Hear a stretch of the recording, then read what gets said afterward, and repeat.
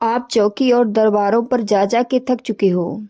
जहाँ जाते हो वहाँ पैसे की मांग की जाती है और आपको कुछ समय तक आराम मिलता है, इसके बाद फिर से वही दिक्कत।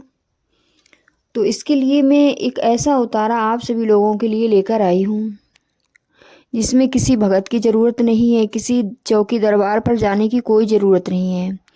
आप अपने घर में ही कर सकते हो। इस उतारे को करने के लिए क्या क्या सामग्री चाहिए और 2 व्यक्तियों की आवश्यकता चाहिए।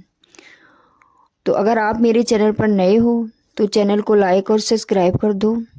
कमेंट में जय मां काली भी लिख देना। अगली वीडियो मेरी किस टॉपिक पर आपको चाहिए वो भी कमेंट में ज़रूर लिखना, क्योंकि उसी आधार पे फिर मैं वीडियो बनाती रहती हूँ। जिन बच्चों के कमेंट आते हैं उसी आधार पे मैं वीडियो बना देती हूँ। तो चलिए बात करते हैं उस उतारे की। आपको एक पंसारी की दुकान से एक जायफल लेना है, 3 टिक्की कपूर लेनी है। ये आपको उतारा डेली करना है। किसी विशेष दिन जैसे शनिवार हुआ तो शनिवार से आप शुरू कर सकते हो।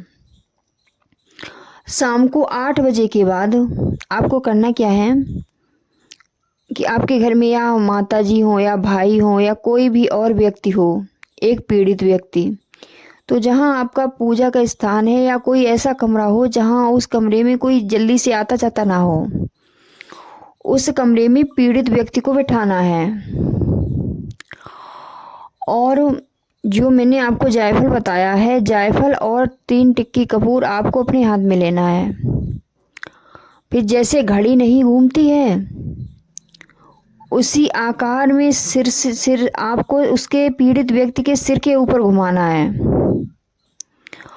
और जब आप जायफल गोल गोल घुमाओगे जैसे घड़ी घूमती है, ऐसा नहीं है कि उल्टा घुमा दो या सीधा कैसा भी घुमा दो, ऐसा नहीं है।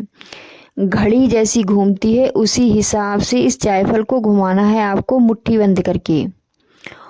और जब पीड़ित व्यक्ति के सिर से आप घुमाओगे तो आपको ये मंत्र बोलना है। 7 बार घुमाना है और 7 बार ही मंत्र बोलना है। ओम नमो भगवते वासुदेवाय नमः। ओम नमो भगवते वासुदेवाय नमः। और सुनो एक बार, ओम नमो भगवते वासुदेवाय नमः। ओम नमो भगवते वासुदेवाय नमः। अगर आपको याद ना रहे तो किसी कागज़ में लिख लेना, इसीलिए मैंने 3-4 बार रिपीट किया है। 7 बार घुमाना है यही मंत्र पढ़ते हुए। फिर इसके बाद जो जायफल है वो जायफल पीड़ित व्यक्ति के सामने रख लेना है। बिल्कुल कमरे में और कोई दूसरा नहीं होना चाहिए, पीड़ित व्यक्ति के सामने जायफल रख लेना है। अब एक चाकू आपको पहले से ही उस जगह रखना। फिर इसके बाद उस चाकू से जायफल को काटना है। अभी काटना नहीं है जायफल को, सिर्फ उस पे चाकू घिसना है 7 बार। 6 बार घिसना है और 7वीं बार में उस जायफल को काट देना है। जब आप जायफल पे चाकू का प्रयोग करोगे, जैसे 1 बार कर लिया ऐसे घिस दिया, फिर 2 बार ऐसे घिस दिया, 3 बार, 4 बार, ऐसे 6 बार घिस दिया और 7वीं बार में काटना है। तो जब आप जायफल के ऊपर चाकू घिसोगे तो आपको मंत्र दूसरा पढ़ना है। अब वो मंत्र है ओम श्रीम भैरवाय नमः। ओम श्री भैरवाय नमः। ओम श्री भैरवाय नमः। फिर से सुन लो एक बार मंत्र, ओम श्री भैरवाय नमः। 7 बार ये मंत्र भी आपको पढ़ना है जायफल काटते समय। 7वीं बार में याद रखना जायफल पूरा कट जाना चाहिए, बचना नहीं चाहिए। पहले जो चाकू जायफल के ऊपर घुमाओगे उससे थोड़ा थोड़ा काटना है और 7वीं बार में एकदम से पूरा जायफल कट जाए। अब आपको वहीं जमीन पर जो 3 टिक्की कपूर की ली है उनमें अग्नि प्रज्वलित करनी है। अग्नि प्रज्वलित करने के बाद आपको वो जायफल उस कपूर के ऊपर रखना है और उसके ऊपर और कपूर डाल दें कि जायफल बिल्कुल बचना नहीं चाहिए, पूरा जल जाए।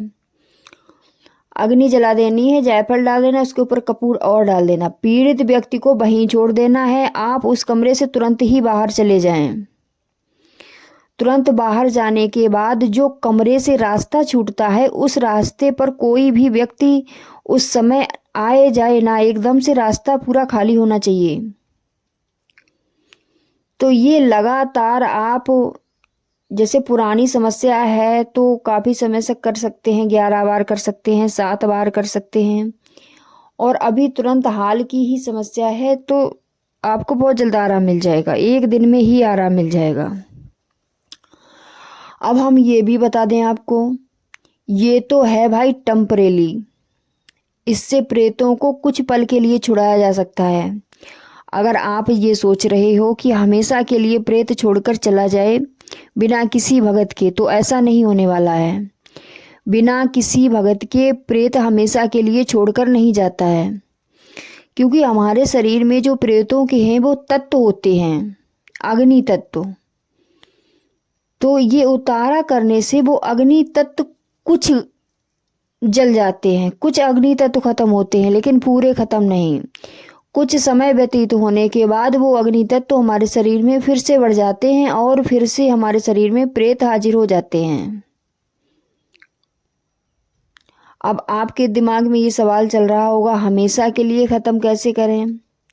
तो इसके लिए आपको चौकी और दरबार जाना ही पड़ेगा। हमेशा हटाने के लिए प्रेत को आपको भगत जी से गंडा बनवाना होगा। वो गंडा जब आपके शरीर में धार रहेगा, फिर प्रेत वापस कभी नहीं आ पाएगा जब तक वो गंडा आपके साथ है। तो आपको करना क्या है, आपके कहीं आसपास भगत हैं, गंडा उसी का प्रयोग होगा जो आपको उपाय, जिसका आप उपाय करेंगे उसी से गंडा बनवाएं। नहीं तो दूसरे का गंडा होगा, उपाय दूसरे का होगा तो काम नहीं करेगा। अगर आप भी मेरे दरबार से गंडा बनवाना चाहते हैं तो ऑनलाइन गंडा आपके लिए तैयार कर दिया जाएगा, आपके घर पे भेज दिया जाएगा। मेरा नंबर ऊपर दिया गया है, दुर्गा माँ काली की बेटी चैनल का नाम है मेरा, दुर्गा माँ काली की बेटी नेहा, और मेरा नंबर भी उसी पे दिया गया है।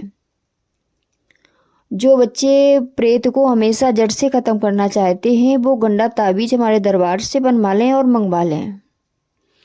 तो आज तक की मेरी यहीं तक की जानकारी थी। मिलते हैं अगले वीडियो में। जय माँ काली, हर हर महादेव।